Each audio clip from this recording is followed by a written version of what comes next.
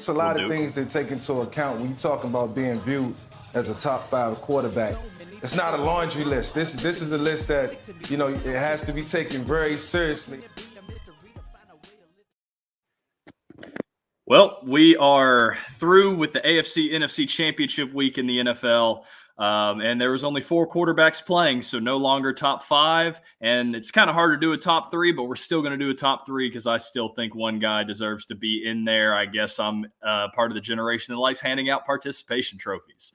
So let's start off with no honorable mentions because I don't think anybody deserves to be an honorable mention because Lamar Jackson held on to the ball too long this week. Anyway, moving on to my number 3 quarterback on this really two-person list is Jared Goff. Jared Goff had an 88.8 QBR, 25 of 41 for 273 yards and a touchdown.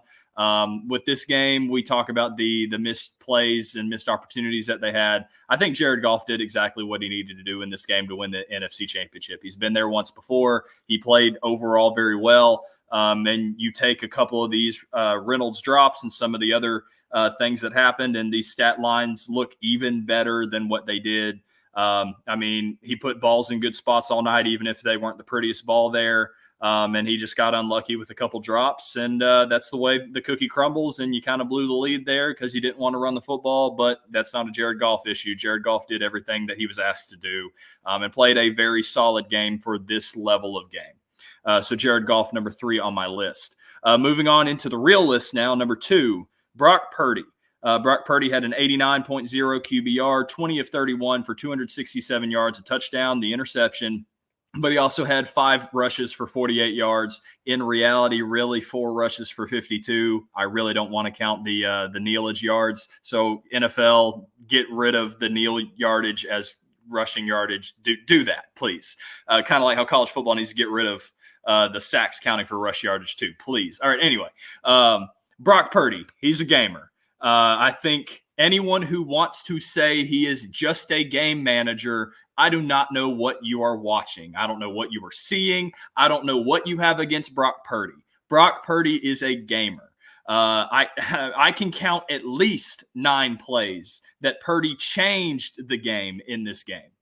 Yes, there were 2 passes, the forced interception where he forced it into coverage that he shouldn't have, and then obviously the interceptable pass that dropped and turned into the Ayuk catch. That were 2 interceptable passes and put him number 2 on my list because of those 2 mistakes. But other than that, the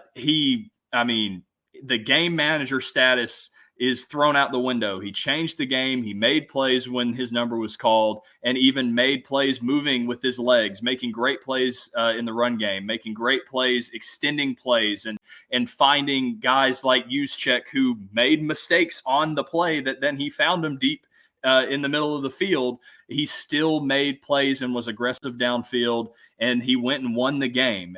So there were parts of the game that he had to manage. There are parts of the game that he had to play big time, and he did that. So anyone who wants to say he's a game manager, no, he's not. And he never really was. He's still a game manager in the style of play, but at the end of the day, he's still a game changer when he has to be.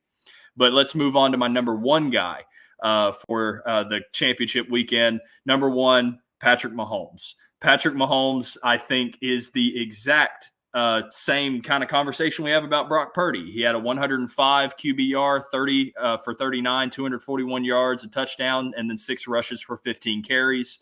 But those 6 rushes for 15 carries were still some big third down conversions that he moved his legs. He stumbled down the field, even though he's still running at 23 miles an hour.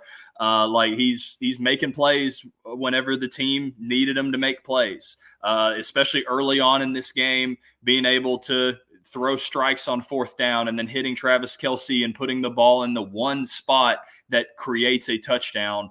And Patrick even said it himself at the end of the game. Like, he knew his defense was playing so well, so he could manage the game. He could become a game manager, and he managed the game beautifully.